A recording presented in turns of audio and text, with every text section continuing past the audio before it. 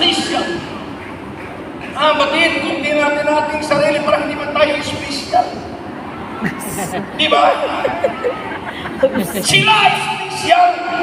Pero sa mata ng Diyos, tayo ang pinaka-special, mga kapatid. Come on, inawin kanina na ang Panginoon ay babalik na. Hallelujah! Naging special ka na ating dakilang Panginoon dahil babalikan kanya, mga kapatid. Hindi ikaw ang pupunta doon, bababa ang Diyos. Susunduin tayo ng Panginoon kasama ang mga anghel. Bakit? You are a special, chosen, highly favored by the Lord God Almighty. Yeah.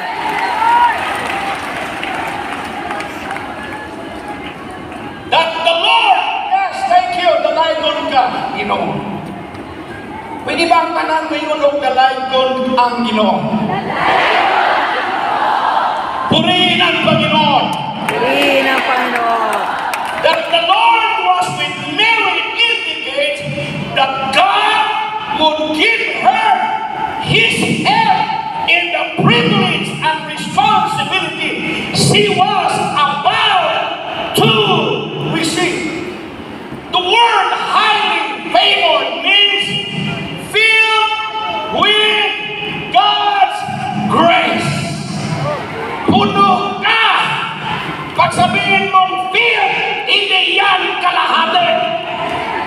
Hindi yan nasa tanda, sa libi naman kundi umaapaw po yan. I know, mula pa sa day 1, day 2, at kailang umaga, ramdam na natin na umaapaw ang pagpapala ng Panginoon. Filled with God's grace, blessed or chosen by God, endued with special favor from God. Maaaring hindi lahat sa atin ay napapansin ng iba. Yung iba, busy sa sige kamay, sa iyo walang kumamay. Pero huwag kang umuwi na malungkot. Ang pabor ng Diyos mas mahigit sa ginawa ng kapwa mo, nanay. Ang importante na tanggap mo ang makalangit na biyaya, makalangit na pabor, makalangit na pagpapala, lalo higit sa ating kaligtasan.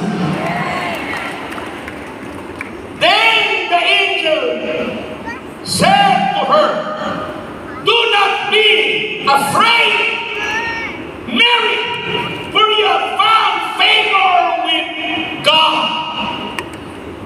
Ladies, huwag kayong mahiyang magpuri. Amen. Huwag kayong matakot na sumigaw. Amen. Dahil yung pabor ng Diyos, habang ikaw ay nagpupuri sa Panginoon, hindi nasasayang ang bawat sigaw. Hindi nasasayang ang bawat palakpak. Bawat kayo mo para The Son of David will. He will build the house. It's hard to imagine its beauty. The actual sanctuary was not that large.